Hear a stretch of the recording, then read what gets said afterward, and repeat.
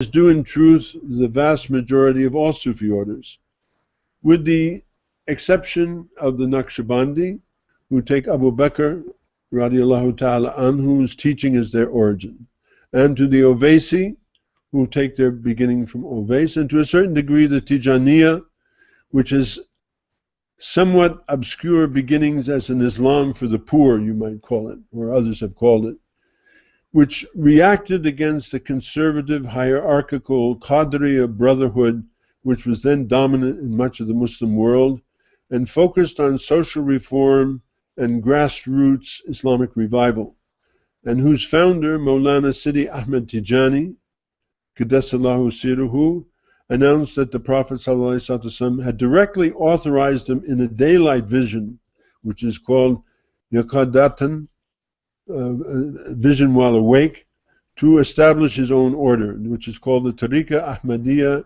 Muhammadiyya, Ibrahimiyya, Hanafiya, Tijaniya.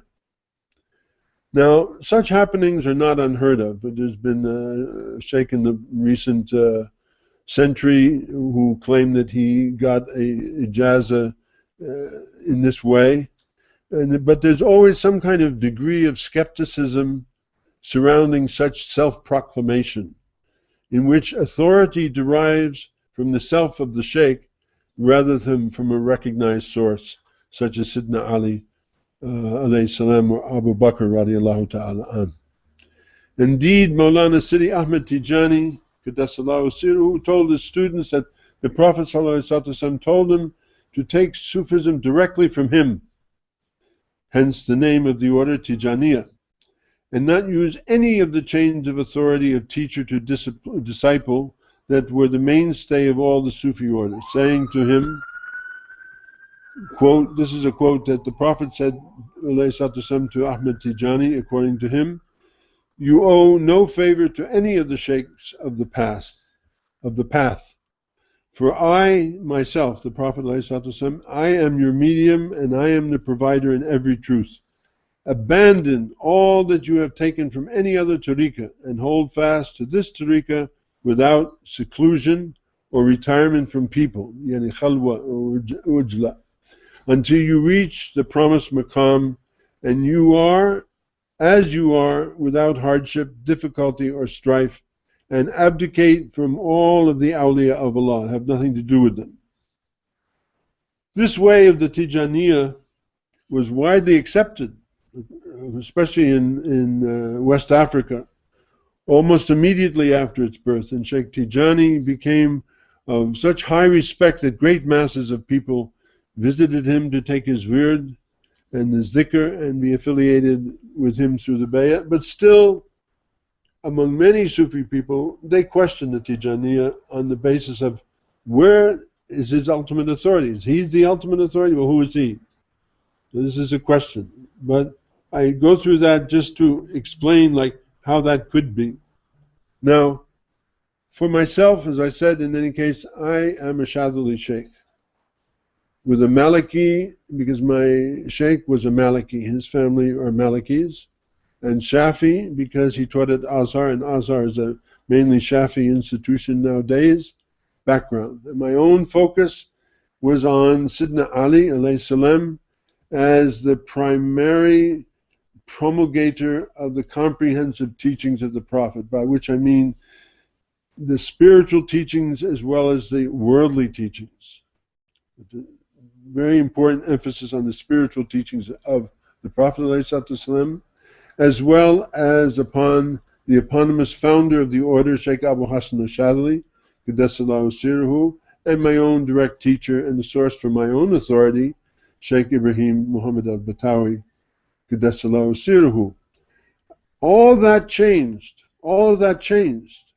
when my Sheikh died a few years back. Allah have mercy on him. When I was in my late 60s, and I was confronted at that late part of my life, once again, with the problem of having no living Sheikh.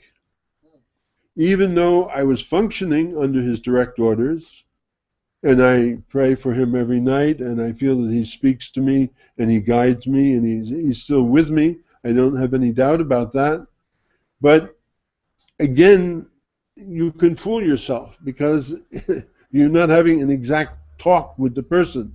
As you call him up on the phone, I go to see him in Egypt, he comes to America, that's a different situation. So I don't have that relationship, and I'm very conscious of not having that relationship. And when I considered the ramifications of that situation, I was hit head on with the full consequences of the meaning, whoever dies without recognizing the Imam of his time dies the death of ignorance. Because I had all of the bayat, I had done all of that, but I certainly didn't know who that was. Because the Sheikh, may Allah have mercy upon him, and Qaddasallahu Siruhu, had never specifically told me who was the Imam, alayhi salam, where he was, how I could find him, or what was I supposed to do. Especially now, I can no longer directly ask him about this matter of my great concern, because maybe 10 years earlier, I might have asked him that question, and he might have answered it very simply in a way that would put my heart at rest. Alhamdulillah. Bismillah.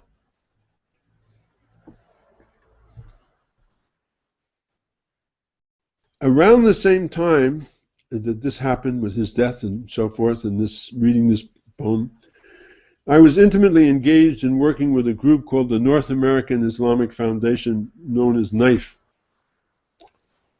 And I gave khutbahs in their masajid, and I helped organize events with them, such as the annual Mawlid, because I'm very attached to the Mawlid and dedicated to the Mawlid, and also for Yom al-Ashura and Karbala and so forth. In the course of helping in organizing these events, I was usually asked to give, along with other speakers, a bayan at such event, like I'm doing today. One year, I was asked by the organizers to speak on the post-Karbala message of Sayyida Zainab, alayha salam, in the context of Ahl Sunnah wal Jama'ah.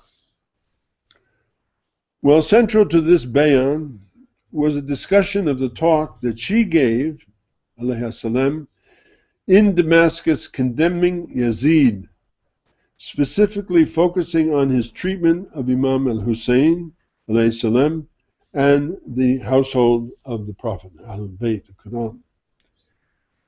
Unfortunately, even though what I said was truthful, I quoted her exact words. I read her exact words. It certainly did not go over well with some of the members of this North American Islamic Federation or Foundation, and as well as with some of the people who were in attendance from Ahl Sunnah wal Jama'at, who felt that I was respectful, that I should have said radiyallahu ta'ala anhu after mentioning Yazid or his father Muawiyah. But I did not feel inclined to do that at all, on the contrary, then and now. The upshot of that was they dropped me unceremoniously from all their functions and never told me even directly why they had done it, but I have gathered through friends who have spoken with me that it was due to my rather trenchant views on Muawiyah and Yazid, who they regarded, at least to some degree, or some of them, as being loyal ashab, loyal companions of the Prophet ﷺ. My own response to this was hurt and anger, as I put a lot of effort over a 5-year period in helping build up a community outreach program for KNIFE. But as many things turn out, it was